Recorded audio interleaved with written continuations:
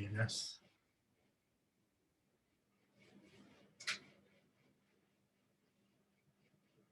¿Le sale un cartelito cuando se pone a grabar la clase, que esta clase va a ser grabada? Solicitamos. Bien.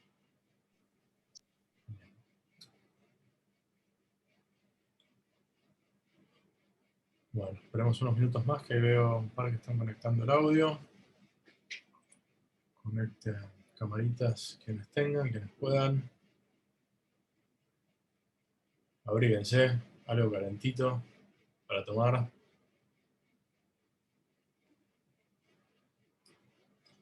Bueno, ahí vamos. Bienvenidos todos nuevamente. Hoy tenemos clase con la profesora Etlis. Una clase muy anunciada, con mucha expectativa. Y llegan los micros de provincia para escuchar esta clase. Así que no voy a hacer mucha intro y enseguida le voy a entregar la clase a Yani. Simplemente, igual que siempre, hago un breve repaso del programa de aquí a que termine la materia, que ya nos quedan muy poquitas clases. El lunes, clase del lunes, que es feriado creo, pero hay clase igual. Quien conecta, conecta, quien feria, feria. Pero digamos, la clase la damos igual. Lunes a las 8. Lean el texto de Pierre Salama y Jacques Vallée, Introducción a la Economía Política. El tema de la clase es Marx.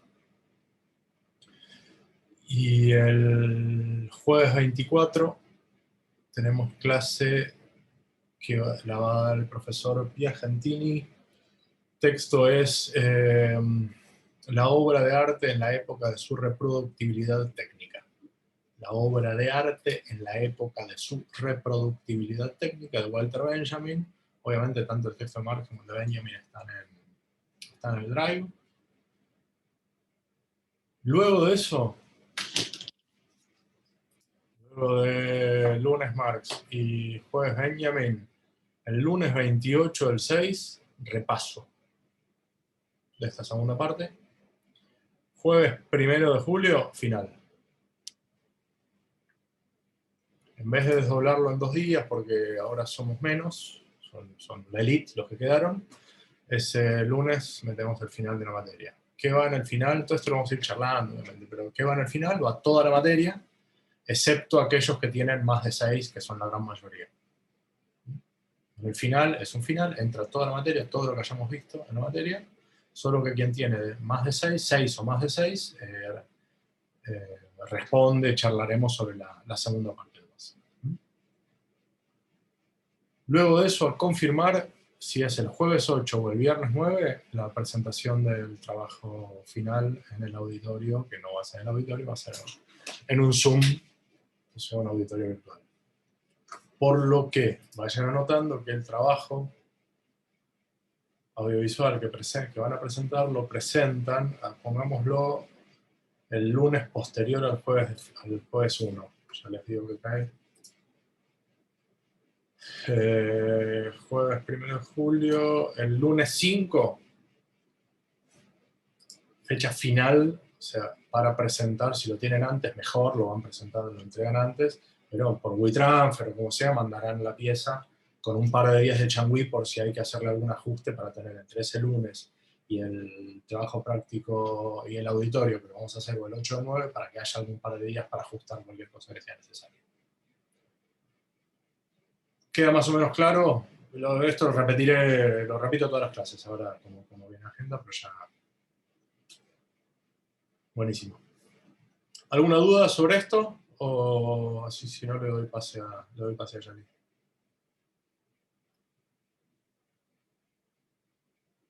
Bueno. Genial. Yani, todo tuyo, compañera. Bueno, gracias, Fe. Buenas noches a todos. ¿Cómo andan? No, sí, recién cuando me llamó. Buenas.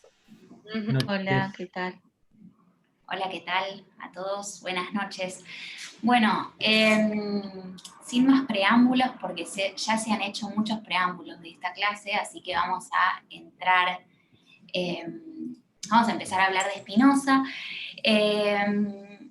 Vayan preparando cierta reflexión, no sé qué palabra usar, cierta impresión o lo que fuera que les haya dejado el texto. Me gustaría que compartamos un poco esas sensaciones corporales que les haya dejado la lectura de las 5 páginas aleatorias de la ética, ¿sí? ¿Pudieron leer esas 5 páginas aleatorias? ¿Sí? Te hago una consulta. ¿Qué libro había que leer? Porque me parece que me equivoqué yo. Yo leí el de Deleuze. Ética demostrada según el orden geométrico. Ah, no, leí el otro yo. Leí el otro, el de Deleuze, que habla sobre Spinoza. Ok, bueno, no está mal. Digo, no vas a sentir lo mismo, porque... Pude leer, después por las dudas leí... Había que leer la ética, había que leer 5 páginas de la ética. Ahí va, sí. Pero bueno, nada, quizás alguna cosa se puede expresar. Tengo ganas de compartir primero, antes de empezar a hablar sobre Spinoza, que en realidad esto ya es hablar sobre Spinoza. Les quiero leer una conferencia, unas partes en realidad de una conferencia de Jorge Luis Borges, pronunciada en el año 1985 en la Sociedad Hebraica Argentina, que fue publicada por el diario Clarín en octubre de 1988. ¿Sí? Es como un primer acercamiento a este autor. ¿Sí? Arranquemos. Les propongo algo. Apaguemos yo sé que esto contradice lo que acaba de decir Fede, pero les voy a pedir que todos apaguemos las cámaras en este momento, que quede un podcast, así como la voz, y después cuando terminamos volvemos a prenderlas. No contradice, por eso quería que todos la prendan, para poder apagarla. Claro, exacto.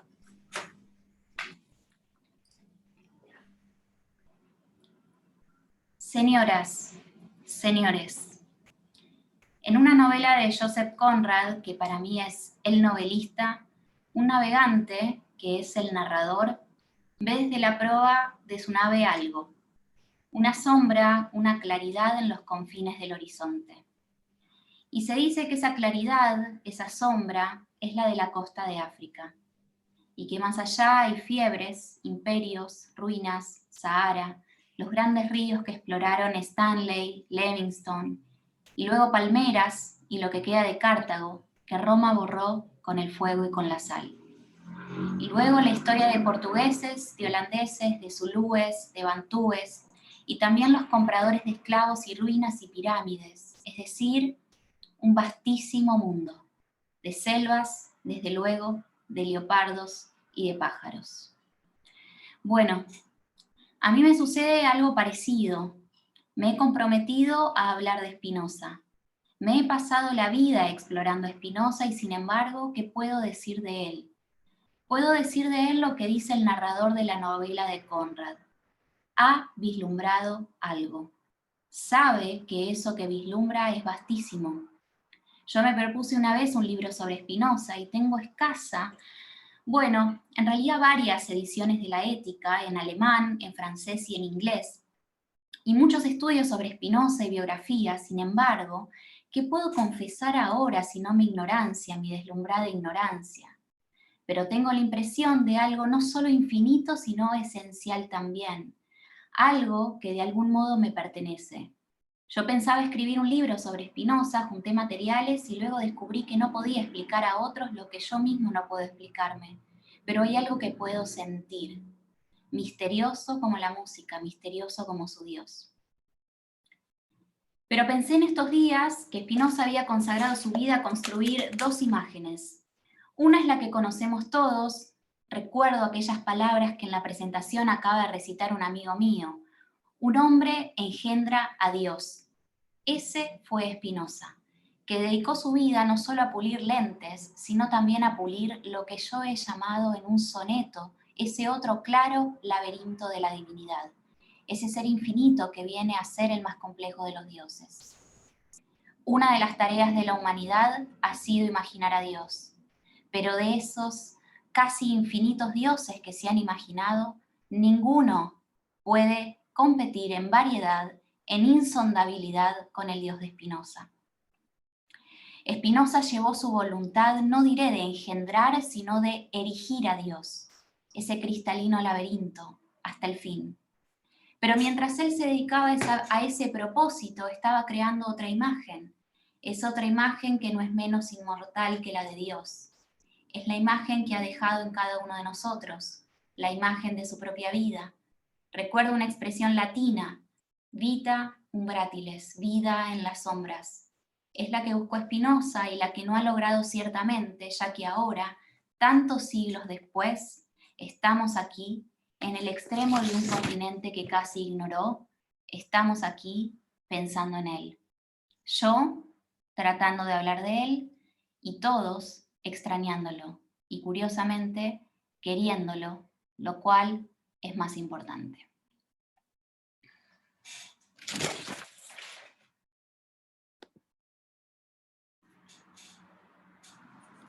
Abran sus cámaras.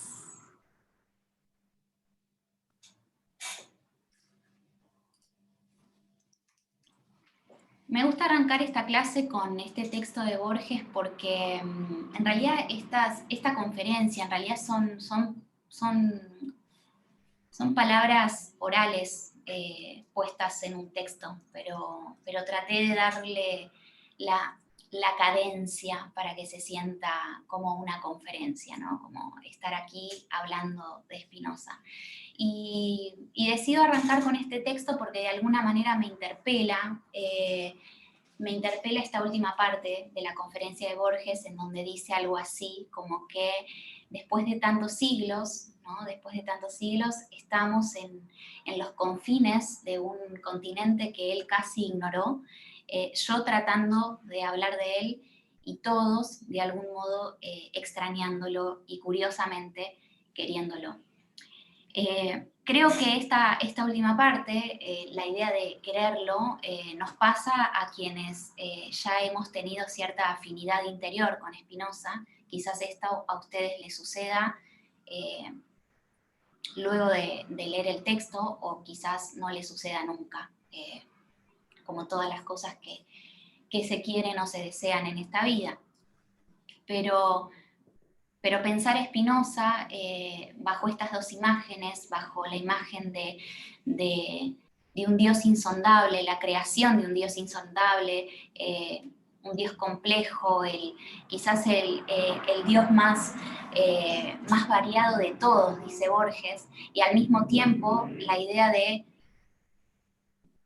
una persona, un sujeto, un Spinoza que trató de vivir en las sombras y sin embargo no lo logró, porque estamos aquí hablando de él.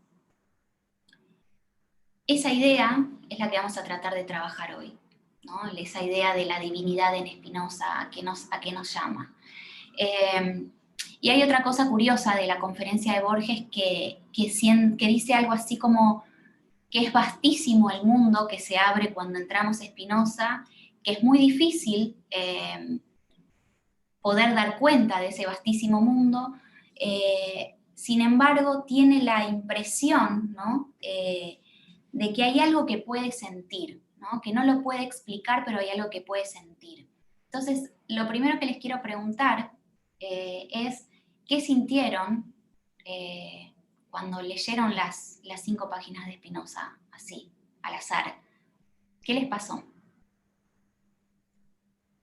Sin juicio, sin valoración, sin carga, ¿no? Como puede ser desde me conmoví a no entendí absolutamente nada, ¿no? Quedé absolutamente turbado porque no sé de qué está hablando.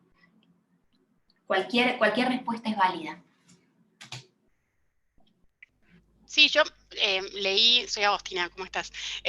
Leí de las 186, 5 páginas, y la verdad que sí, como que no se entiende tanto, pero hablaba de lo que ya habíamos visto en la primera parte de la materia, como hablaba de la virtud, de la esencia, de aquello que es útil y que no era útil, y de cosas así.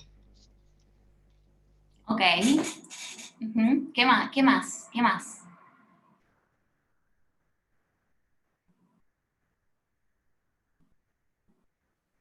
Yo leí la parte introductoria para hacerme, digamos, una idea de lo que estaba hablando, y me llamó la atención que cuando dijeron que se publicó la obra, se catalogó una obra como impía o algo así. Entonces me llamó la atención eso.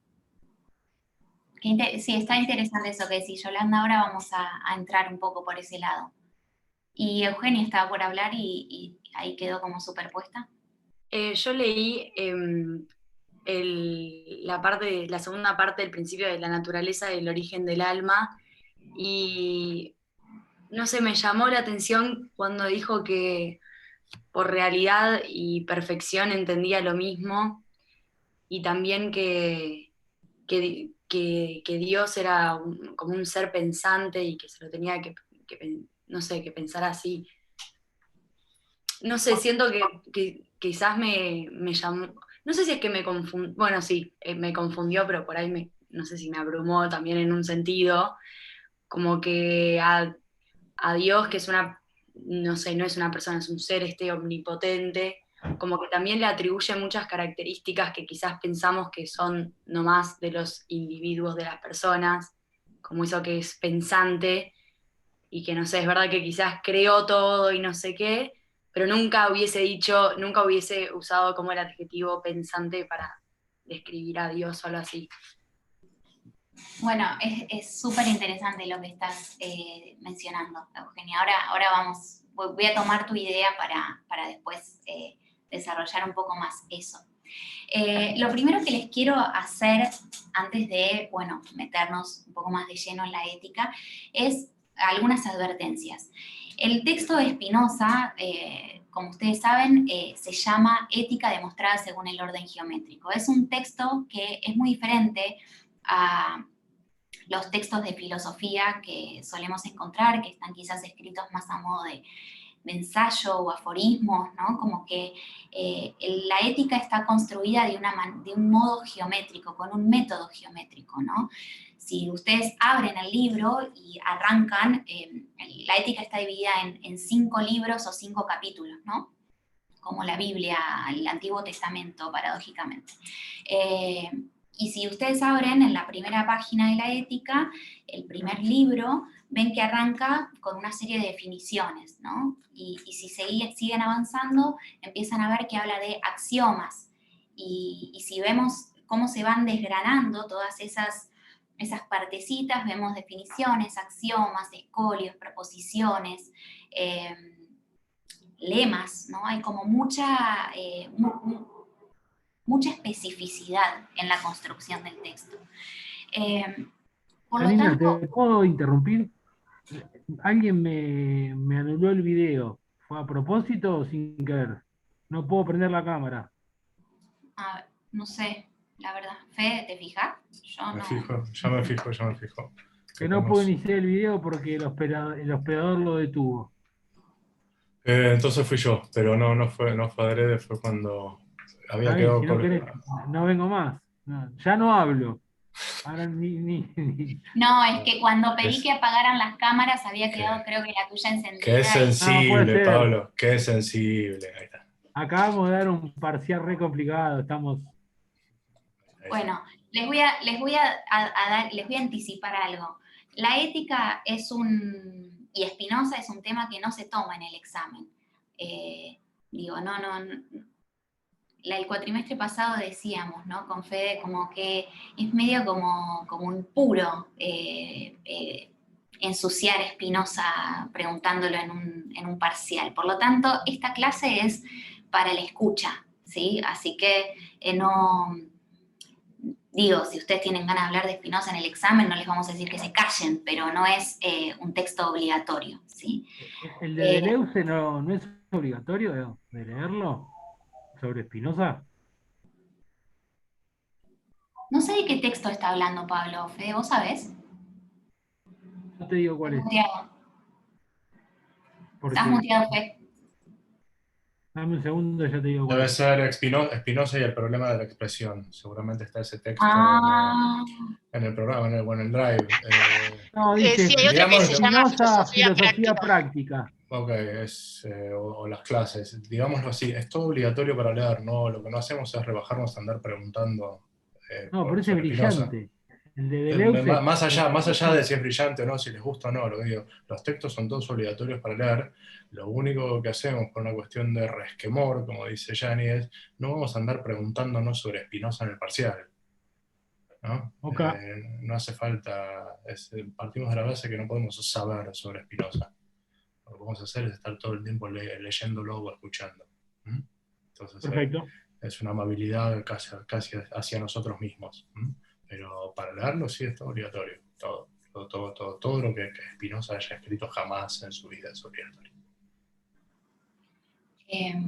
Bueno, les cuento esto acerca de cómo está escrito el texto por dos cuestiones. La primera es porque el texto en general lo primero que nos provoca es cierta resistencia, ¿no? Hay como una cosa de que cuesta como captar la lógica del texto porque no estamos acostumbrados a leer en método geométrico, ¿no? O sea, podemos quizás vislumbrar este tipo de estructura en textos más científicos, ¿no? Como de las ciencias naturales, pero en ciencias sociales, en derecho, no solemos encontrar este tipo de estructura en las lecturas. Entonces, desde ese punto de vista, requiere un esfuerzo, ¿no? Es un esfuerzo casi proporcional a lo que nos propone como fondo el texto.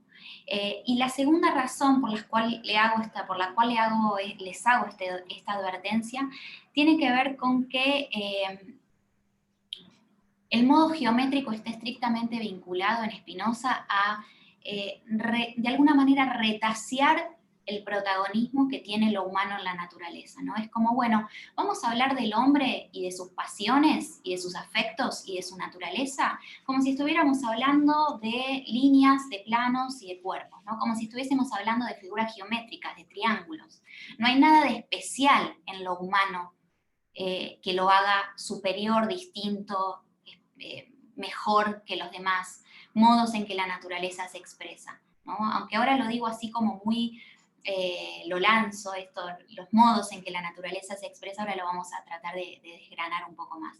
Pero el modo geométrico tiene que ver con eso. Es como, bueno, dejemos de pensar que el hombre es lo más importante de la naturaleza. Dice en una parte de la Ética Spinoza que el hombre ha construido como algo así como un imperio dentro de otro imperio, ¿no? Es como que es el imperio de lo humano. Entonces, bueno, vamos a sacarle un poco ese protagonismo.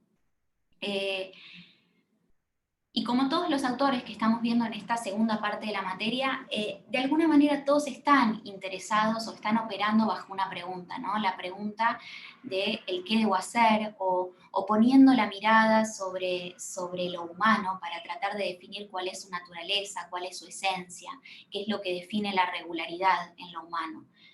Estamos machacando sobre esa pregunta desde que arrancó esta segunda parte de la materia. Y como todos los autores que vimos antes, Spinoza no deja de partir de una arbitrariedad.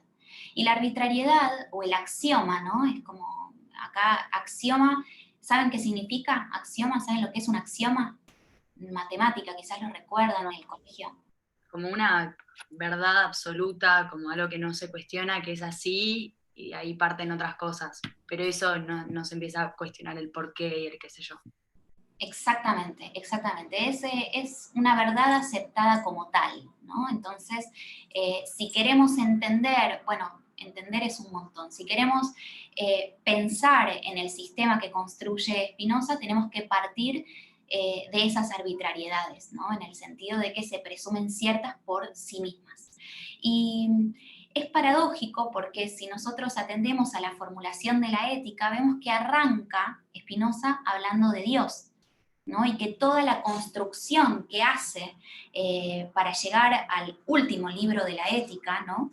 Que es que se llama de la potencia del entendimiento o de la libertad humana, fíjense como que ahí se quiere llegar de la potencia del entendimiento o de la libertad humana, lo curioso es que arranca hablando de Dios, y a partir de Dios es que construye este sistema de pensamiento. Entonces yo me hago esta pregunta cada vez que doy esta clase, que es, ¿por qué estamos dando a Spinoza en este momento de la materia cuando ya venimos diciendo hace varias semanas que Dios,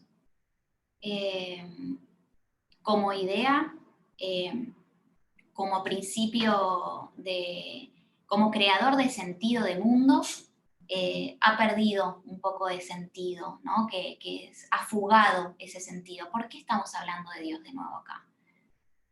¿Qué nos hace? ¿Qué hace que estemos hablando de Spinoza en la máquina moderna cuando el bicho Dios, la máquina cristiana, la dejamos atrás? ¿No les resulta curioso esto?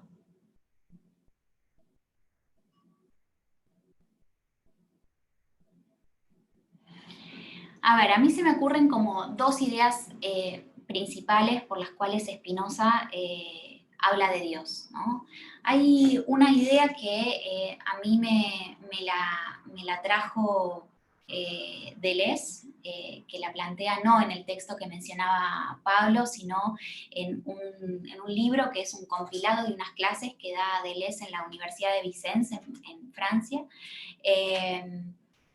en donde dice, en una parte, que así como Dios significó para las artes, ¿no? Para las artes, un punto de partida, una liberación de formas,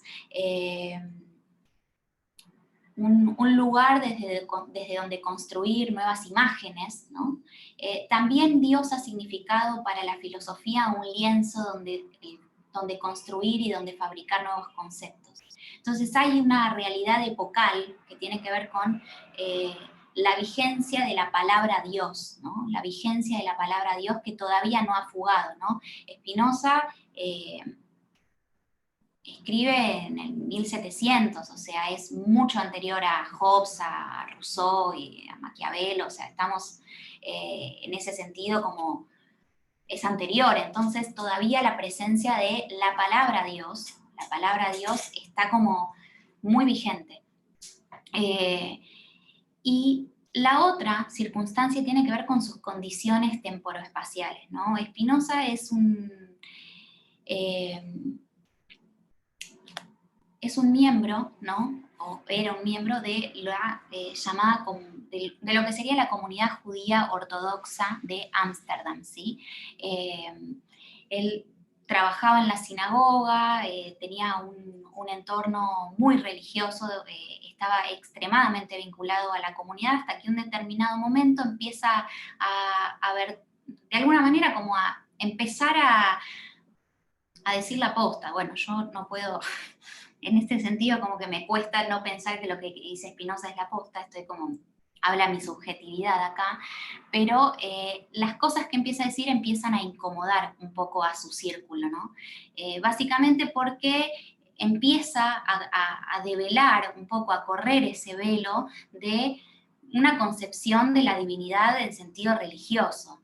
Y lo que sucede frente a esa incomodidad que se da y que se pone en evidencia en la comunidad judía ortodoxa, estamos hablando de la ortodoxia, que es quizás la corriente dentro de la comunidad judía más rigurosa en términos de respeto de la ley judía, ¿no? Es como que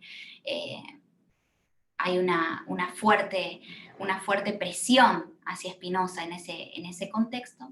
Y lo que sucede paradójicamente es que a Spinoza lo terminan excomulgando, ¿no? ¿Saben lo que es una excomunión? ¿Qué es una excomunión? Cuando te sacan de la religión católica. O de cualquier religión. Exactamente, lo echaron del judaísmo, vos no sos más judío, ¿no? Es como... y me parece muy interesante porque también nos va a ilustrar un poco la sensibilidad que tocó en la comunidad judía ortodoxa de Ámsterdam, en la que él en un principio formaba parte y luego se termina alejando, leer el decreto de excomunión, ¿sí? Quiero que lo escuchen para que vean la contundencia de esa excomunión, una de las pocas excomuniones que se han dado en la comunidad judía en la historia, ¿sí? Son muy pocas y una de las más intensas por el contenido, ¿no? de ese decreto es la de Spinoza. Le voy a pedir al profesor Wiener, si muy amablemente puede leer el decreto de excomunión. Sí, claro. Me encanta excomulgar también es expulsar de la comunidad, entendiendo siempre que la idea de lo religioso es el religare, la eclesía, ¿no? La comunidad de fieles. Entonces se lo expulsa de la comunidad.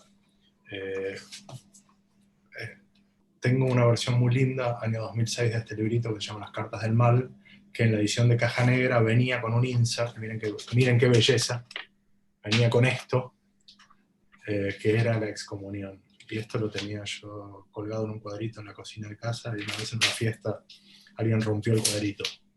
No, nunca sabré si de borracho o a propósito, en un atentado, pero lo tengo que volver a enmarcar.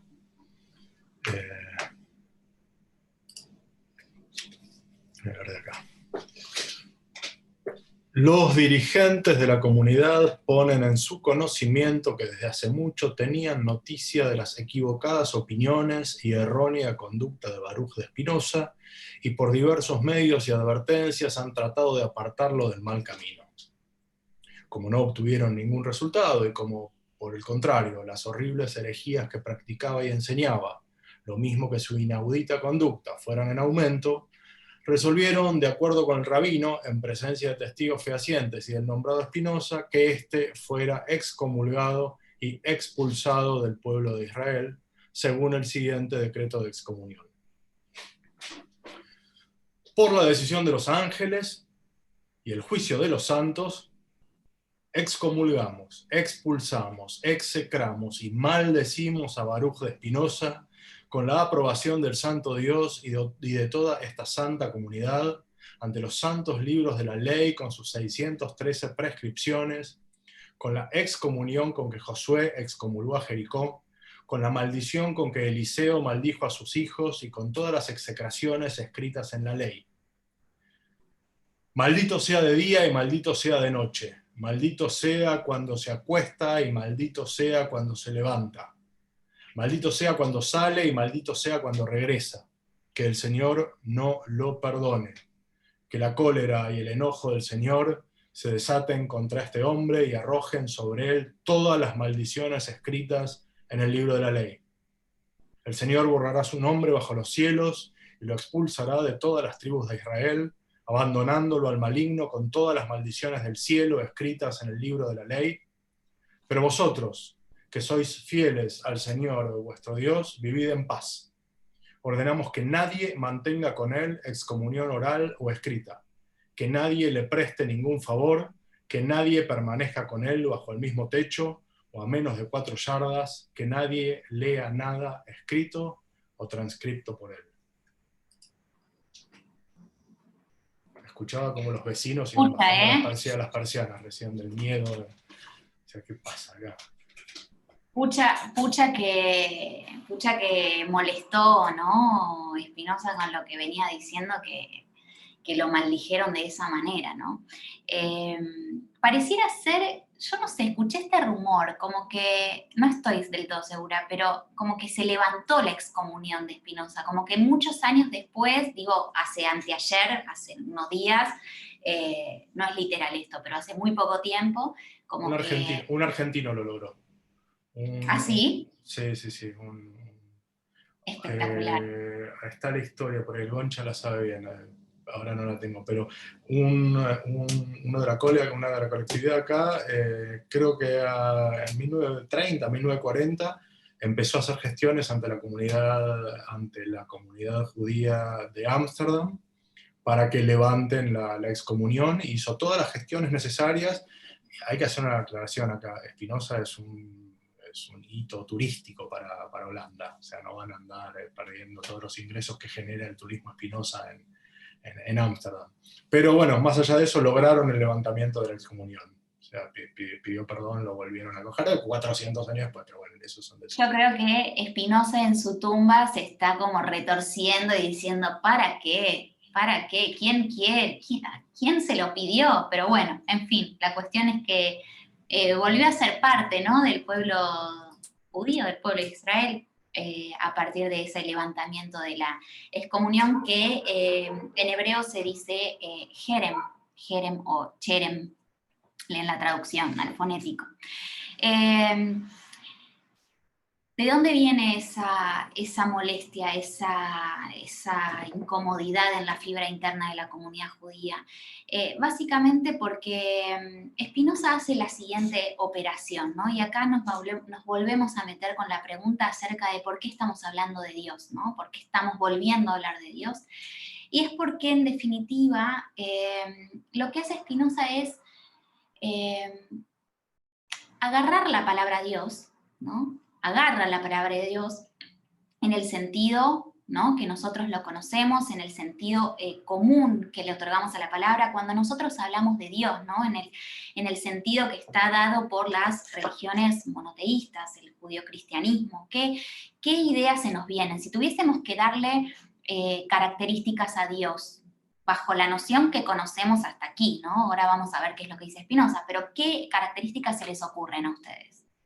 ¿Cómo es Dios?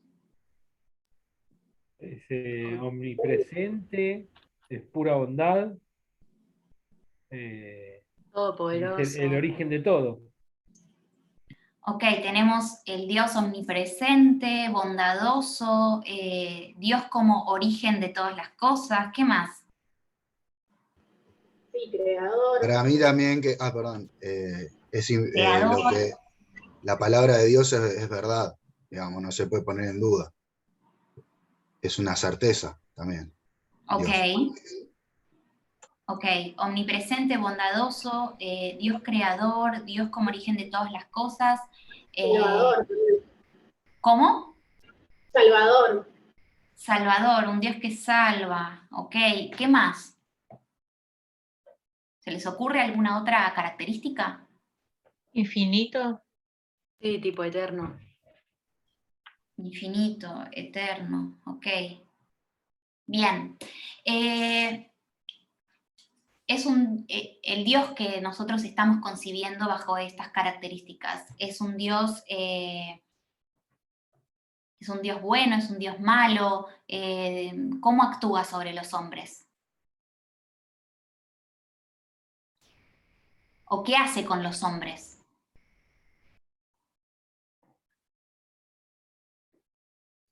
O los controla o los guía. En teoría, con el libre albedrío nos da la opción de elegir. Si vos seguís el camino de Dios, seguís el camino del bien, y si obrás de acuerdo a lo que Dios dispone, vas por el camino del justo y hacia la salvación eterna. Pero Y a su vez, te ganas un lugar en el mundo venidero, ¿no? claro, que la vida, en realidad, la verdadera vida es la vida eterna, la vida de los cielos, que esto es un paso efímero, y que la verdadera vida es la celestial, no esta. Perfecto, bien. Tenemos un montón de data sobre el Dios. Eso es lo que dicen, no lo que yo creo. No, por supuesto. Pregunté qué características se atribuían comúnmente al Dios judeo-cristiano, ¿no? Ahora bien, imagínense la siguiente operación, ¿no? Imagínense que Dios, como palabra, es un contenedor, ¿no? Como si fuese este vaso de agua, ¿no? Este vaso de agua que ahora es, bueno, este vaso de vidrio que ahora tiene agua. Imagínense que este agua es toda la materia que estuvimos diciendo, ¿no? Omnipresente, superior, creador, un Dios que castiga o que otorga, que concede, ¿no? Es el Dios que construyeron las religiones. Lo que hace Spinoza es una operación bastante revolucionaria porque él no anula la figura de Dios. Dice que Dios existe, ¿no? Y por eso hay quizás lo que venía mencionando Eugenia cuando hablaba como de que la confusión, ¿no? Que lo confundida que la dejó la lectura del texto, porque Spinoza sigue hablando de Dios, no dice que Dios no existe, que Dios ha muerto, que Dios no está más, que perdió sentido. Lo que hace es más revolucionario aún. ¿Por qué? Porque hace un juego con el lenguaje. O sea, lo que hace es usar la palabra Dios como continente, pero le saca todo el contenido, lo vacía de contenido, le saca todo el significante en el sentido que acabamos de mencionar, y lo llena con un nuevo contenido, le da una nueva materia. Entonces, es difícil porque cuando nosotros leemos Dios en la ética, nuestro significante apunta a todas estas ideas que acabamos de mencionar. La operación que tenemos que hacer cuando leemos la palabra Dios en Spinoza es otorgarle el sentido o el significante que él nos propone. ¿Y cuál es? ¿Cuál sería la significación de Dios para Spinoza? Básicamente es casi todo lo opuesto al Dios concebido religiosamente, ¿no? No podemos pensar en Spinoza un Dios que otorga, un Dios que concede, que premia o que castiga, un Dios que crea, un Dios que opera como guía, ¿no? Estoy citando algunas de las ideas que ustedes acabaron de mencionar. ¿Y por qué no podemos hacer eso? ¿No? Porque eso sería construir a Dios a imagen y semejanza del hombre, ¿no? Estaríamos otorgándole atributos humanos a un ser que es infinito y eterno, acaban de decir ustedes. Como una finitud, a saber, lo humano, que es finito, puede determinar o puede condicionar o caracterizar aquello que es infinito y eterno.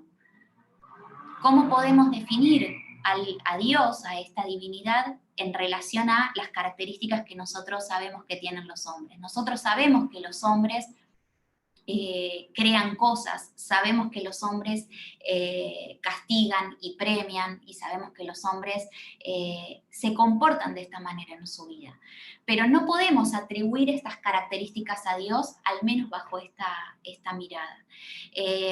Y bajo esta premisa, hay una parte muy interesante de la ética, en donde dice algo así, o sea, utilizando esta fórmula geométrica, dice, si los triángulos pudieran imaginar a Dios, lo imaginarían con forma de triángulo, ¿no? Es como que hace una inversión de esta frase de que el hombre está hecho a imagen y semejanza de Dios, para decir que en realidad Dios está hecho a imagen y semejanza de los hombres. Esa quizás es el primer quiebre que se da con la concepción judío-cristiana de Dios y de la divinidad. Sin embargo, la idea de divinidad sigue presente, ¿no? Pero Spinoza va a pensar en la divinidad como una sustancia infinita, eterna, una sustancia infinita y eterna equiparable a lo que nosotros llamamos naturaleza. Si ustedes ven el texto, van a ver que Spinoza usa los términos Dios y naturaleza de manera intercambiable, ¿no? Por momentos dice Dios, por momentos dice naturaleza, y en definitiva lo que está haciendo es hablar de Dios como una causa, no como un creador. O sea, es muy diferente hablar de Dios como creador que hablar de Dios como causa. O sea, Dios como creador de las cosas o Dios como causa de todas las cosas, como una emanación, como básicamente pensar a las cosas como si fuesen una forma en que la naturaleza se está expresando, ¿no? El hombre, lo humano, sería una de esas formas, uno de esos modos en que la naturaleza se expresa, pero no es el único ni es el más importante, ¿no? Y acá es donde empieza a jugar esta idea de retasearle el protagonismo a lo humano. En latín, Spinoza dice Deus sive natura, Dios o la naturaleza, ¿no?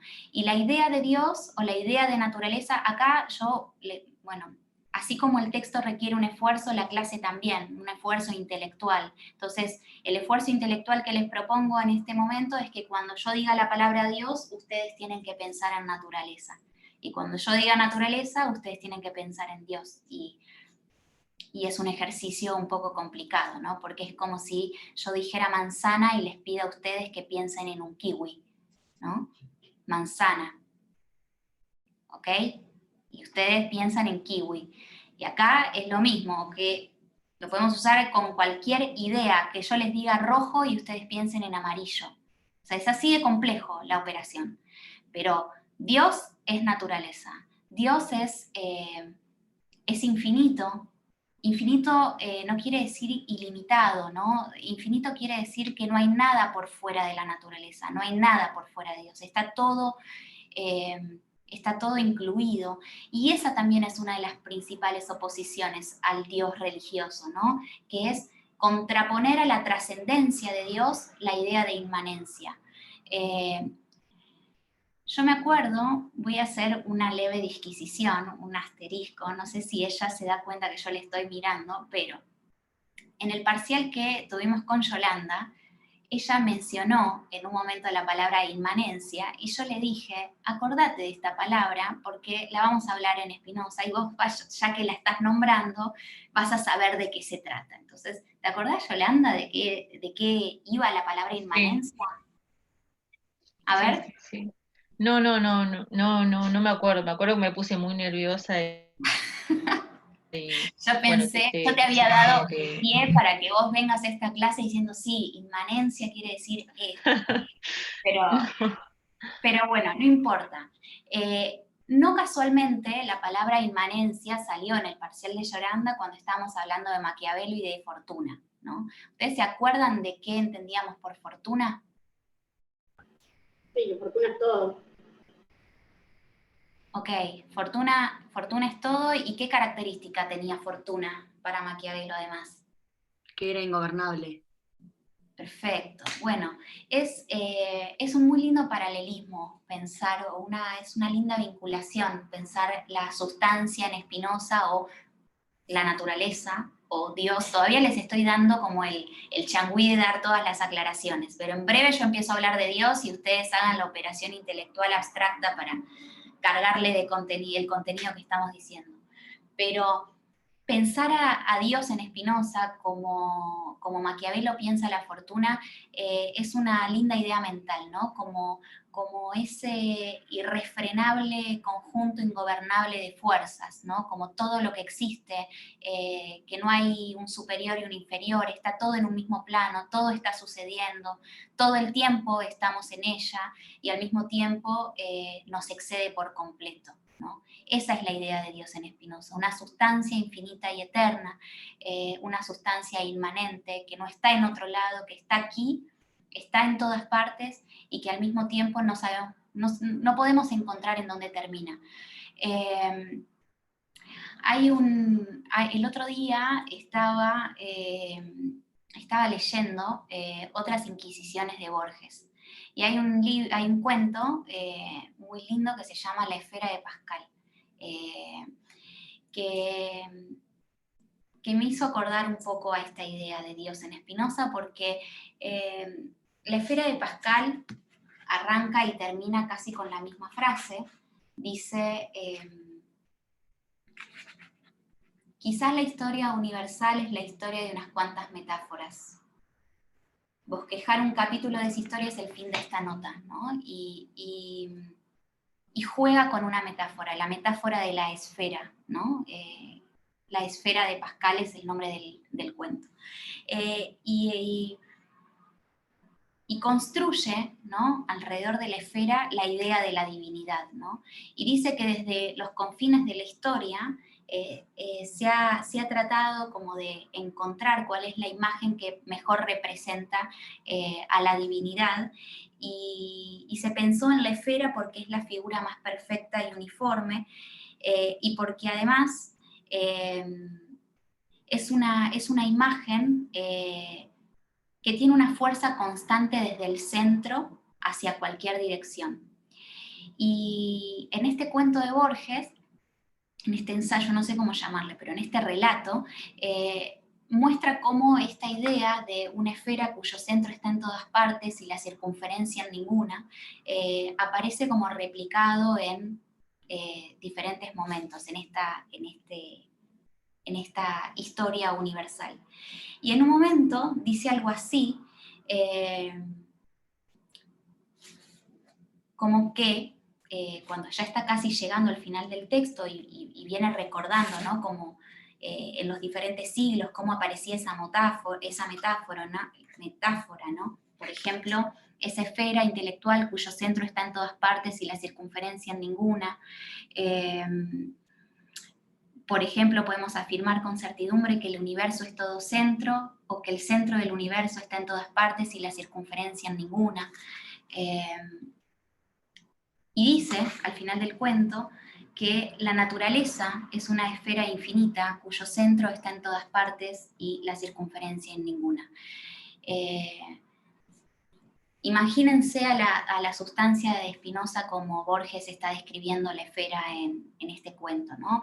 La naturaleza sería esa circunferencia en donde el centro lo podemos ver en cualquier parte, pero no podemos encontrar la circunferencia, no podemos saber en dónde termina, y el centro puede ser cualquier cosa, ¿no? Es como que desde cada lugar podemos construir el centro de la esfera, que es el todo, ¿no? Que es este todo del que estamos hablando. Que Dios no tenga atributos humanos no quiere decir que no tenga atributos, ¿no? Simplemente los atributos de Dios no los podemos definir de manera completa, porque Dios es una sustancia infinita. Por lo tanto, nosotros, desde nuestra experiencia humana, que es finita, solo puede ser concebida en la duración, o sea, en el tiempo, mientras que la sustancia o Dios solo la podemos concebir en la eternidad. Tiene atributos y nosotros como humanos podemos al menos participar de 2 de esos atributos, ¿no? Los atributos son las formas en que Dios se está expresando, ¿no? Como de qué manera se está expresando Dios. Y Spinoza dice que Dios se expresa por medio de 2 atributos, ¿no? Dentro de los infinitos que no podemos conocer, al menos podemos conocer 2. Uno de esos atributos es la extensión, ¿no? Dios es un ser extenso, dice. ¿Qué quiere decir que sea extenso? Que Dios se expresa mediante cuerpos. La naturaleza se expresa mediante cuerpos, infinitos cuerpos. Y a su vez, y acá viene la reflexión de Eugenia, Dios es un ser pensante, dice, ¿no? ¿Y qué quiere decir eso? Que al mismo tiempo que Dios se expresa mediante cuerpos, Dios se expresa mediante ideas. Hay un conjunto infinito de cuerpos y hay un conjunto infinito de ideas. Esos dos atributos están sucediendo todo el tiempo y al mismo tiempo, en el mismo orden y con la misma conexión, nos dice Spinoza. ¿Y qué sería el hombre, entonces, en esto? Bueno, el hombre sería, ¿no? Porque acá volvemos a la pregunta acerca del hombre, de eso se trata, ¿no? Como estamos indagando en qué es el hombre, cuál es su esencia. El hombre sería una forma, ¿no? En que la naturaleza se expresa, que la podemos ver como cuerpo, ¿no? Un cuerpo, el cuerpo humano, o la podemos ver con la lupa del pensamiento, que sería como el otro atributo de Dios, como una idea, ¿no? Esa idea que constituye al hombre, en Spinoza se llama alma, ¿no? Y son la misma cosa. Cuerpo y alma son 2 entidades inseparables. No podemos concebir un alma sin cuerpo en Spinoza. Por eso ahí cae también toda la idea de las almas que se van al cielo y que perduran en los cielos, ¿no? Como decíamos recién, porque cuerpo y alma están totalmente conjugados, ¿no? O sea, serían como las 2 caras de la misma moneda.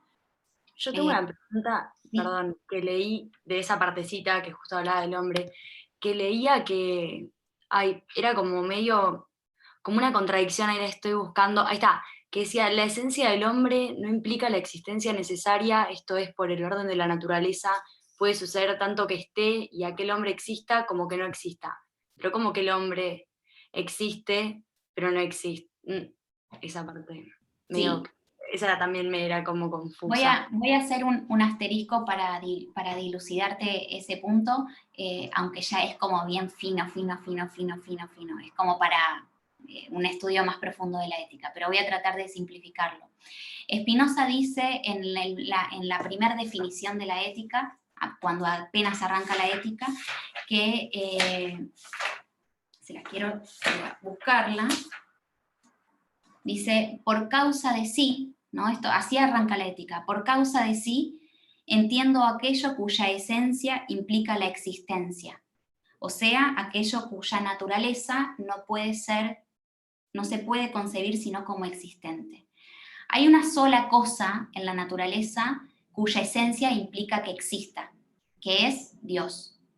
sea, lo único que puede existir por esencia es Dios, o sea, la naturaleza. Todo lo demás es contingente, puede existir como no existir. Por lo tanto, la existencia, que es estar en el tiempo, estar en la duración, o sea, en un momento y en un lugar determinado, puede existir como no. Por lo tanto, no puede formar parte de la esencia del hombre su existencia, porque eso solamente lo puede tener Dios o la naturaleza, que necesariamente existe. ¿Se entiende? ¿Más o menos? Sí, sí, más o menos. No sé si tiene que ver con esto, pero pregunto por las dudas, porque justo estábamos viendo en teoría general del derecho Hegel y las negatividades dentro de como del ser, digamos. ¿Más o menos tiene que ver con eso? ¿O puede ser, es como lo que uno es y no es, pero que lo que no sos también conforma lo que sos? ¿O entendí todo re mal? No, puede ser que hayas entendido bien Hegel, pero yo no le veo o sea, son Pero dos acá, sistemas. ok. O si no, porque yo entendía como lo que me estabas diciendo, era como que, o sea, solo existe la Dios igual naturaleza, que es lo inmanente, y por fuera de eso, lo otro es como que, no sé si da igual que exista o no exista, porque... Es que no hay por fuera de eso, está todo dentro de eso. O sea, no hay nada que pueda ser concebido fuera de Dios o de la naturaleza, pero todo lo que existe y que nosotros podemos ver y concebir en el tiempo, o sea, es como muy importante diferenciar entre eternidad y duración. O sea, eternidad no es para siempre y desde siempre. Para siempre y desde siempre son dos categorías temporales. Eso es hablar de la duración. Y bajo la duración, bajo el tiempo, la noción de tiempo, nosotros solo podemos concebir a los modos, la forma en que la naturaleza se expresa de manera concreta, el vaso, el humano, el jacarandá, el libro, o sea, son todos modos, formas en que la naturaleza se expresa en el tiempo. Pero de que existan ahora, no podemos deducir que hayan existido siempre o que van a existir después. Entonces, a su esencia no le puede corresponder la existencia. A su esencia solo le puede corresponder una cosa que ahora vamos a meternos, que es su potencia, ¿no? Que es muy diferente concebir a la esencia del hombre como existencia o como potencia, ¿sí? Ahora vamos a ver de qué se trata eso. A ver si aporta claridad. Es re complejo igual lo que preguntaste, es como un nivel más, como para entrar ya como en un nivel taller de Spinoza y meterse a leer las definiciones y los axiomas y estudiarlo, pero es re interesante. Bien, quiero volver a lo que venía diciendo, de cómo metemos al hombre en toda esta estructura, ¿no? En todo este sistema de pensamiento. El hombre no puede ser concebido más que como una forma más en que la naturaleza se está expresando, ¿sí? O en que Dios se está expresando. Y en definitiva, cuando tratamos de construir qué es la esencia del hombre para Spinoza, nos va a costar mucho hallar una cualidad que lo defina como tal, ¿no? ¿Se acuerdan que cuando tuvimos la clase de Rousseau hicimos como una leve distinción entre aquellos autores que pensaban a la esencia del hombre como una cualidad, ¿no? Como por ejemplo Rousseau hablaba de que el hombre es libre, ¿no? Y que eso constituye su esencia, y en Hobbes hablábamos de que había una potencia, ¿no? Que era como esa potencia primaria, esa capacidad de dar muerte, ¿no? En Spinoza la esencia viene más ligada a la idea que habíamos visto con Hobbes, ¿no? Como la esencia del hombre es su potencia, pero no vamos a poder definir acá, como sí hacíamos en Hobbes, una potencia primordial, ¿no? Que va a definir lo que el hombre hace o es por naturaleza, sino que vamos a encontrar una potencia dinámica, una potencia múltiple.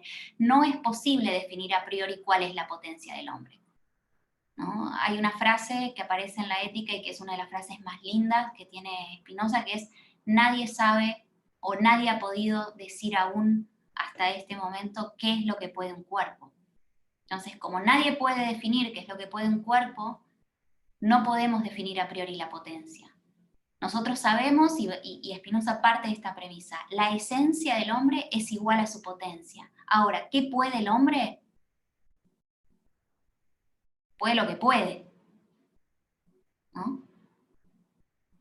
En principio, nosotros para poder meter a esta idea de esencia del hombre en el engranaje conceptual de Spinoza, podríamos decir que el hombre sería un paquete de potencia, me gusta la idea de paquete, ¿no? Como un conjunto, un grado de potencia, dentro de la naturaleza, con un cuerpo, ¿no? Con un cuerpo y con un alma, extremadamente compuestos por otros cuerpos, ¿no? O sea, el cuerpo humano es un cuerpo extremadamente compuesto por otros cuerpos, ¿no? O sea, órganos, fluidos, tejidos, ¿no? Esto hace un cuerpo mucho más complejo. Y el alma, como idea del cuerpo, también es una idea que está compuesta por muchas ideas, por infinitas ideas, ¿no? Es como que hay una complejidad. Entonces el hombre sería un grado de potencia dentro de la naturaleza con un cuerpo y un alma extremadamente compuestos, capaz de entrar en relación con otros cuerpos y con otras ideas, ¿no? Lo que nos interesa ahora para poder construir este sistema de pensamiento es ver de qué manera esa potencia aumenta o disminuye, de qué manera muta o varía esa potencia, ¿no? Una forma más que tiene Spinoza de definir a la potencia o a la esencia, que es lo mismo, acá les traigo la segunda dificultad lingüística, que es que así como cuando digo Dios hablo de naturaleza, así como digo potencia hablo de esencia y viceversa, ¿sí? Potencia y esencia son lo mismo. Entonces, una forma más que tiene de definir a la esencia del hombre o a su potencia, su poder hacer, su poder actuar, su poder afectar, su poder ser afectado, es con una palabra en latín que se dice conatus, ¿sí? Conatus sería el esfuerzo que cada cosa hace por conservar lo que es, ¿no? Cada cosa que existe en la naturaleza hace un esfuerzo por conservar lo que es. Y de esa manera los distintos cuerpos e ideas que existen en la naturaleza entran en contacto, ¿no? En choque, en contradicción. Y cada una de esas cosas que existen en la naturaleza está haciendo un intento por perpetuar la forma que representa, ¿no? Cuando nosotros vemos, a mí me gusta mucho una imagen sobre la que me suelo detener mucho cuando lo veo en la calle, que es la imagen de esas plantitas que crecen por entre las baldosas, ¿no? ¿Alguna vez se detuvieron a ver como esos pedacitos, como esos mini hojitas que uno dice, ¿de dónde salió? Porque es puro cemento eso, ¿no? Es como que ahí vemos el conatus de la planta, ¿no? Hay un esfuerzo que está haciendo la planta por perseverar en lo que es, por tratar de conquistar espacio, ¿no? O sea, no lo hace solo el humano. O sea, si ustedes dejan una casa en la mitad de la ciudad sin intervención de lo humano por algunos años, seguramente esté invadida de verde, ¿no? Hay como una cosa de que hay una necesidad de perpetuar esa forma de representación en la planta, así como lo hay en lo humano, así como lo hay en cualquier otra modulación.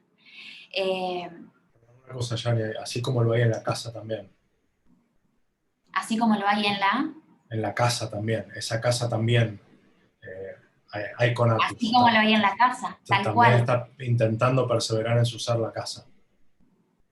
Del mismo modo que hay una puja, ¿no? Ahí de potencias entre la planta, o sea, el cemento, los cimientos de la casa están haciendo una puja por perseverar en lo que son. O sea, no es una condición únicamente de los seres sensibles perseverar en el ser, ¿no? O sea, si yo arrojo esto, hago la experiencia, si yo tiro mi celular, espera, ¿con qué lo puedo hacer? Con el lápiz, que si se rompe no pasa. Si yo tiro esto al piso, bueno, no lo están viendo, chicos, no, esto necesitamos un aula, basta. Si yo tiro un vaso al piso, el vaso posiblemente se estrelle, pero va a ser un montón de esfuerzo el vaso por conservar sus relaciones constitutivas, ¿no? O sea, no un esfuerzo consciente en el sentido humano, ¿no? Un esfuerzo en sentido spinoziano, hay una necesidad de perseverar, de mantener lo que es, ¿no? Del mismo modo que cuando si nos tomamos una cápsula de cianuro, ¿no? Bueno, estamos entrando en contacto con un cuerpo que tiene capacidad suficiente para destruir por completo mis relaciones constitutivas, ¿no? Eso no dice nada del cianuro en relación a si el cianuro es bueno o malo. O sea, lo único que vemos es que el cianuro no compone conmigo. O sea, no me descompone por completo, me destruye, ¿no? Si me Eso lo es lo tomo, que habla Spinoza de composición y descomposición y de alegrías y tristezas. tal cual, sí, estamos Hay yendo que- ahí. Estamos yendo ahí, Pablo, fantástico, sí, va por ahí. Ahora bien, les quería mostrar esto porque me parece una imagen linda, a ver si puedo, es una mínima cosita, pero se las quiero compartir.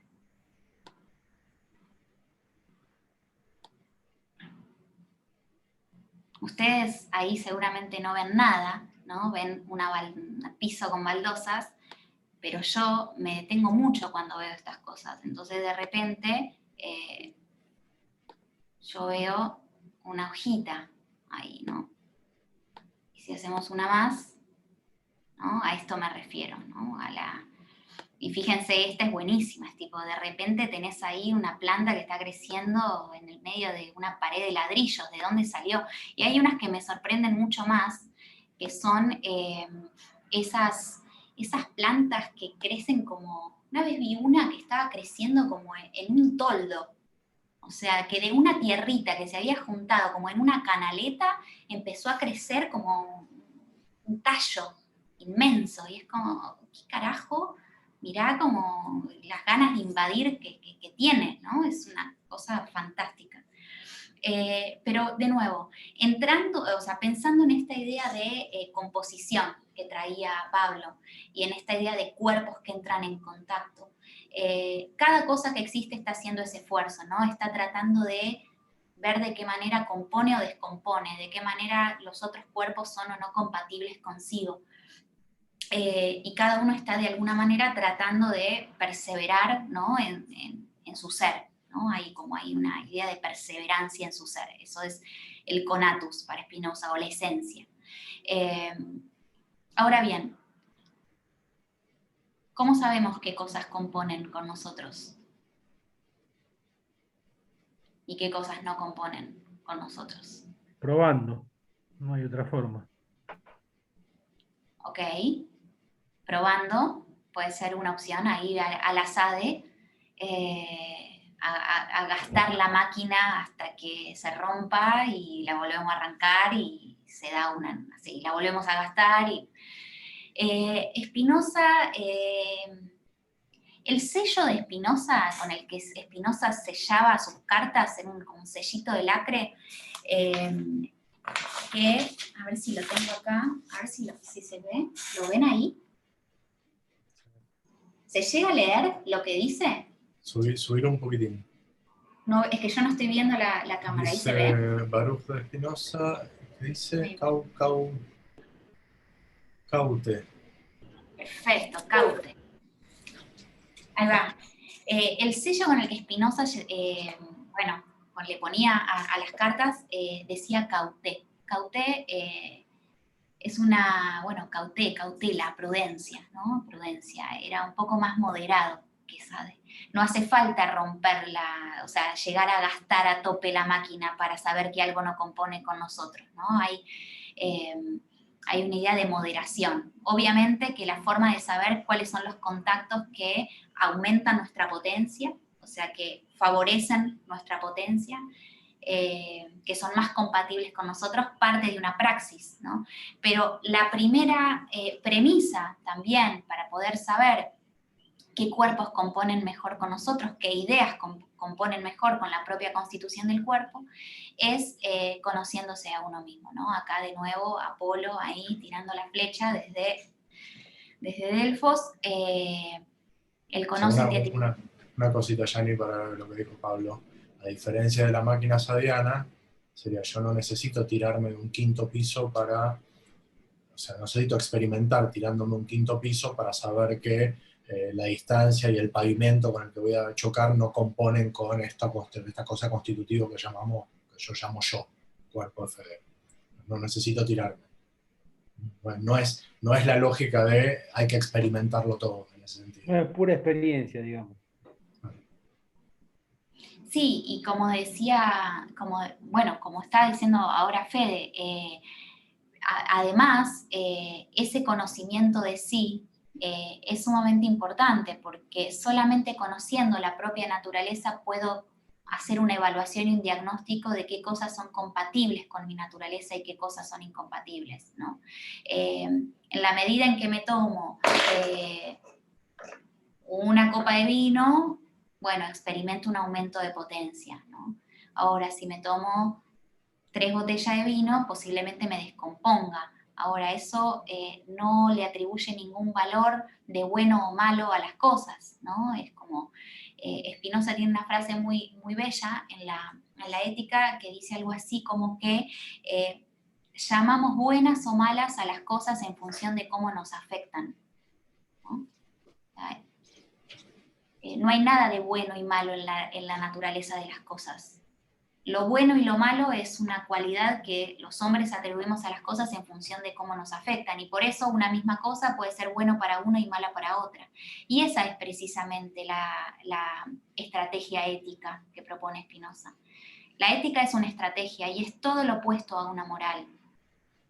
Porque la moral, de alguna manera, lo que nos trae es una construcción jerárquica de valores en relación a o en virtud de no sé qué criterio, ¿no? Se construye una idea de bien y de mal, bajo la cual también se construye un sistema de obediencia. En Spinoza lo que hay es lo bueno y lo malo para cada uno, ¿no? O sea, que cada uno constituya sus propias reglas de composición. Esta palabra tenía que aparecer, reglas de composición. O sea, la estrategia ética tiene que ver con definir a partir del propio conocimiento del cuerpo, del propio conocimiento del alma, de la propia experiencia de contacto con otros cuerpos, cuáles son aquellos contactos más favorables y que aumentan mi potencia de actuar, mi potencia de afectar y de ser afectado, y aquellos contactos que por la capacidad que tienen de afectarme terminan disminuyendo mi potencia, la terminan mermando. De eso se trata el ejercicio ético, ¿no? De guiarse según una praxis en función de las reglas de composición que parten del propio autoconocimiento, del cuerpo y del alma. Como cada contacto con un cuerpo exterior lo que genera en nosotros es un afecto, ¿no? Un afecto, el afecto serían como los vestigios que dejan en el alma y en el cuerpo los contactos con los cuerpos exteriores. Spinoza dice algo así como que existirían 3 afectos primarios, ¿no? Que serían la alegría, la tristeza y el deseo, que es un afecto más complejo. Pero todos los otros afectos, de hecho, para quien le interese, en el libro 3 hay una definición inagotable de afectos, ¿no? Es como la ira, los celos, la melancolía, la nostalgia, bueno, todos los afectos están definidos por Spinoza y todos de alguna manera son una repercusión de estos afectos primarios. Hay algunos afectos que tienen una mayor carga de alegría, por lo tanto, cuando tenemos un contacto con un cuerpo exterior que nos genera un afecto más cargado de alegría, vamos a experimentar un aumento de potencia. En cambio, cuando tenemos un contacto con un cuerpo exterior que viene de la mano de un afecto más cargado de tristeza, vamos a experimentar una disminución de potencia. Por lo tanto, vamos a estar con menos capacidad de afectar, ¿no? Y de ser afectados. Afectar y ser afectado en un sentido de potencia productiva, ¿no? Potencia en acto, potencia actualizada, no mera abstracción. Y para poder registrar justamente esos contactos favorables o desfavorables es necesario ser conscientes, obviamente, de estas categorías que venimos diciendo. En general, nosotros, como les decía recién, solemos llamar a las cosas buenas o malas en función de cómo nos afectan, y además de llamarlas buenas o malas, solemos definir a las cosas de la naturaleza en función de cómo nuestro cuerpo las registra, ¿no? O sea, cuando pensamos en el sol y construimos la idea de sol, en general, se nos viene a la mente que el sol es... ¿qué es lo que nos pasa? O sea, lo primero que experimenta nuestro cuerpo cuando tenemos contacto con el sol. Básicamente, Calidez y producción de energía y vida. Caliente el cuerpo. sentimos calor, vemos que hay claridad, ¿no? O sea, y de alguna manera construimos una definición del sol como un cuerpo que está muy lejano, que produce luz y que genera calor, de alguna manera, ¿no? Pero eso dice más del sol o dice más de la naturaleza de nuestros cuerpos. De nosotros, de nuestra naturaleza. Bueno, eso es lo que para Spinoza se llamaría un primer género de conocimiento, que es la imaginación. Nuestro primer contacto con la experiencia es a través de la imaginación. Nosotros imaginamos que las cosas son lo que como nuestro cuerpo las siente, ¿no? Y las explicamos en función de la experiencia sensorial que tengamos. Ahora, si nosotros pudiésemos corrernos por un momento de ese modo de conocer ligado a la imaginación, a ese primer contacto o ese primer registro, a partir de la naturaleza de nuestros cuerpos, para pensar que en definitiva todo lo que existe en la naturaleza conforma un conjunto infinito, un entramado infinito de grados de potencia que se están afectando mutuamente, podríamos acceder a lo que Spinoza llama un amor intelectual a Dios, ¿no? O a un estado de beatitud, o dicho de otra manera, a un estado de felicidad, ¿no? Por lo tanto, en Spinoza, y esto lo dice en el último escolio de la ética, que ahora en breve yo les quiero compartir, la virtud no es un premio que se otorga para acceder a la felicidad en otro plano o en un mundo venidero, ¿no? Para Spinoza la virtud es la felicidad misma, ¿no? Y no se llega a ella reprimiendo los apetitos, reprimiendo los deseos, reprimiendo las pulsiones o los afectos. Se llega a la beatitud o a la felicidad sabiéndose parte de la naturaleza con cierta necesidad eterna, ¿no? Eso es lo que dice en el último escolio.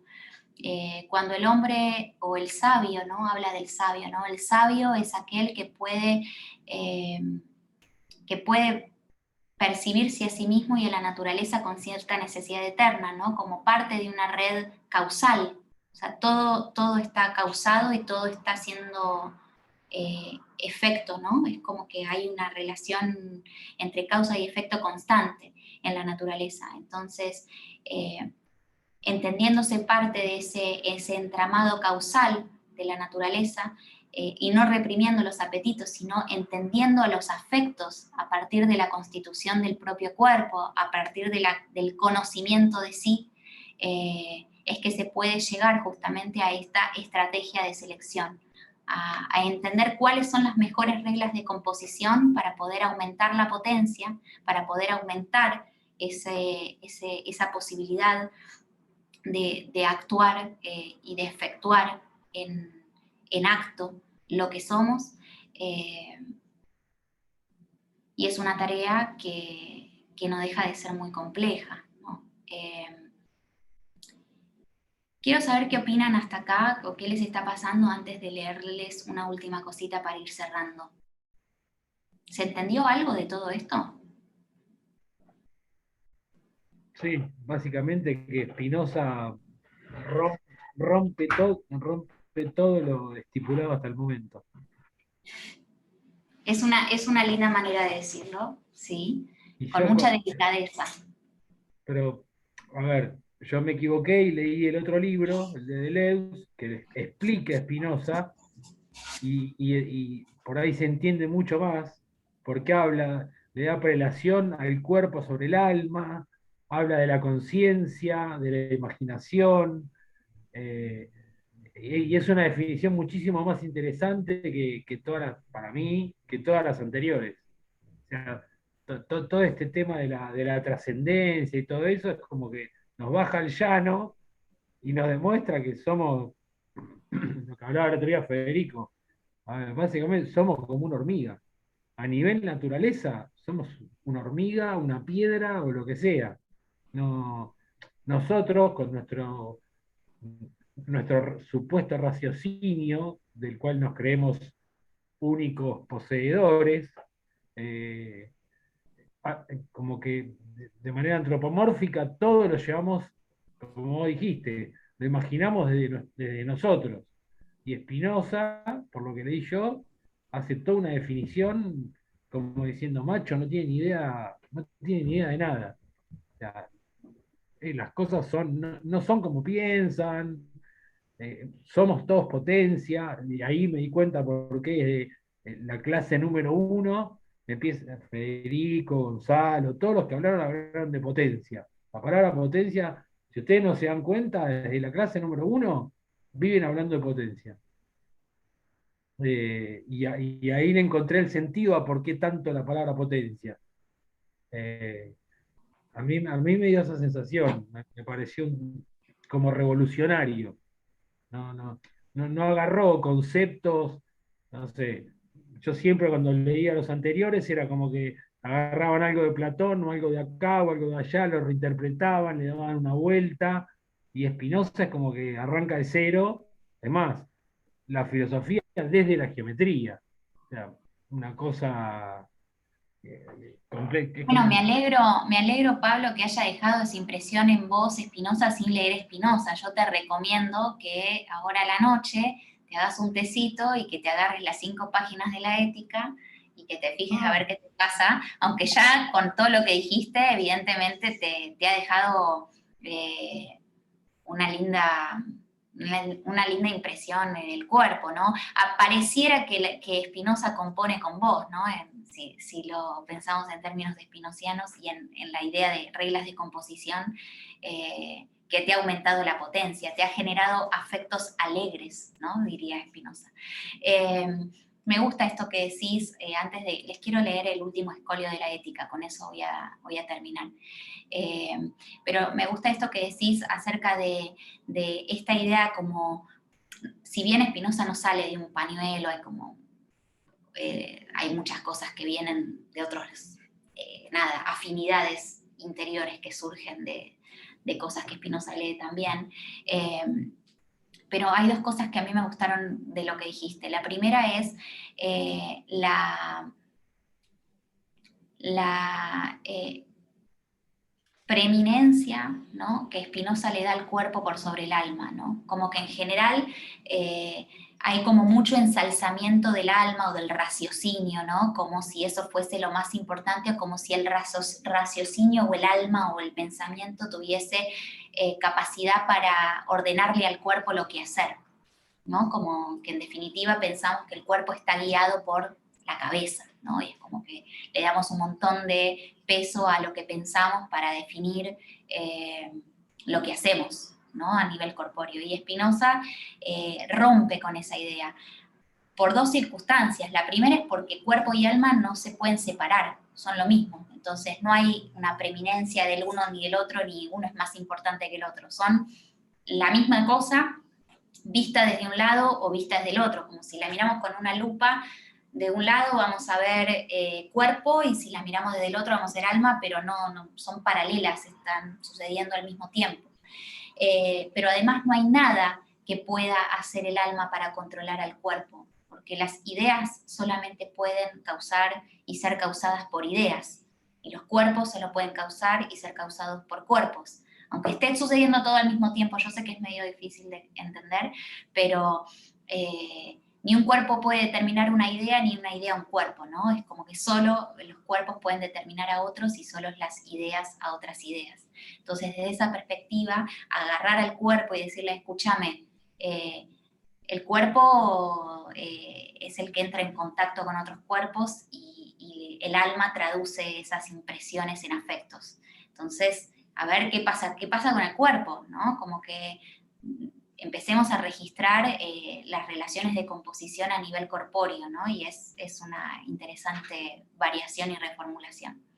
Y lo otro que decías de la antropomorfización, no sé si lo dije bien, de la naturaleza, a mí siempre me hace acordar cuando Fede da la clase del naturalista del siglo XVII y se hablan de los documentales de National Geographic y esta idea de verlos en mute, como ahí se ve como muy patente esta idea de que lo humano tratando de poner atributos humanos en la naturaleza y diciendo que la mamá osa está preocupada porque sus hijos ositos están por ser comidos y se tiene que, no sé, le empieza a generar una historia como si fuese una novela, asignando atributos humanos a otras expresiones de la naturaleza que no conocemos, básicamente porque no formamos parte de ellas, porque la única experiencia que conocemos es la humana, no tenemos otra forma de acceder a experiencias diferentes a la humana. Y es muy finita la experiencia humana para explicar a Dios. Entonces, pensemos a Dios como infinito, pensemos a Dios como inabarcable, ingobernable, como todo, ¿no? Como conjunto infinito de fuerzas, y tratemos de construir una ética, no una moral, no un sistema de obediencia, sino una ética de composición, ¿no? Una estrategia de composición. Les voy a leer el último escolio de la ética. Y con esto cerramos.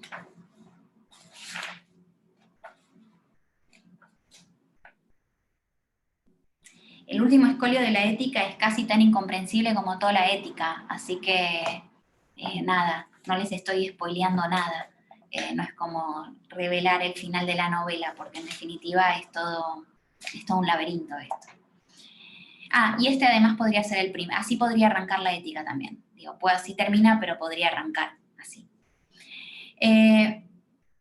Con esto he concluido cuanto me había propuesto mostrar acerca del poder del alma sobre los afectos y acerca de la libertad del alma.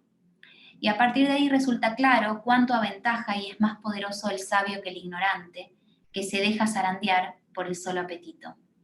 Pues el ignorante, aparte de ser zarandeado de múltiples maneras por causas exteriores y no gozar nunca de la verdadera tranquilidad del ánimo, vive además como inconsciente de sí mismo y de Dios, y de las cosas, y tan pronto deja de padecer, deja también de existir.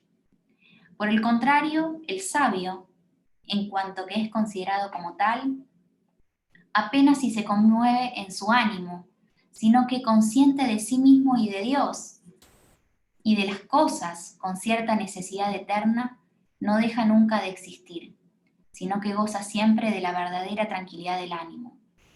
Y si el camino que he demostrado que conduce aquí parece sumamente difícil, puede, no obstante, ser hallado. Difícil, sin duda, tiene que ser lo que rara vez se halla. Pues ¿cómo podría suceder que si la salvación estuviera al alcance de la mano y pudiera ser encontrada sin gran esfuerzo, fuera por casi todos despreciada? Pero todo lo excelso es tan difícil como raro.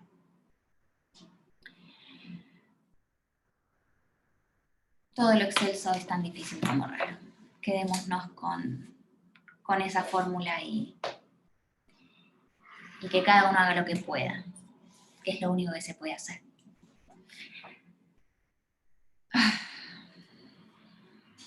Hermosa clase. Hermoso. Yo no lo sé, pero hice lo que pude, ¿no? Es como en el loop de lo que pude es lo único que se puede. Yo no sé lo que me pasa cuando estoy con vos, ¿no? El tema espinociano, por definición. Yo creo que salgo con una cosa que recién se me ocurrió mientras hablabas al final, yo sin más palabras, y nada, y damos por finalizado y nos vemos el lunes, me parece. ¿Estamos todos? Vamos.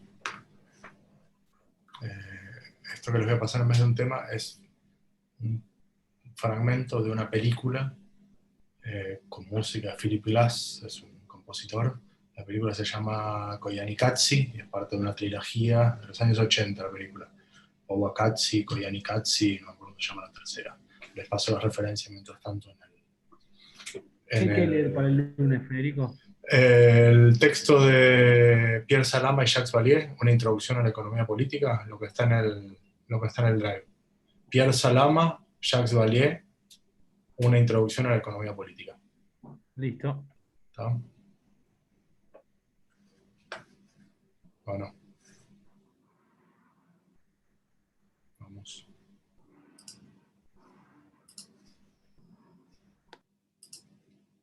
Además, esto que los quiero pasar, no sé, se me ocurrió como conexión entre esta clase y lo del lunes. A ver si ya ni opinas lo mismo.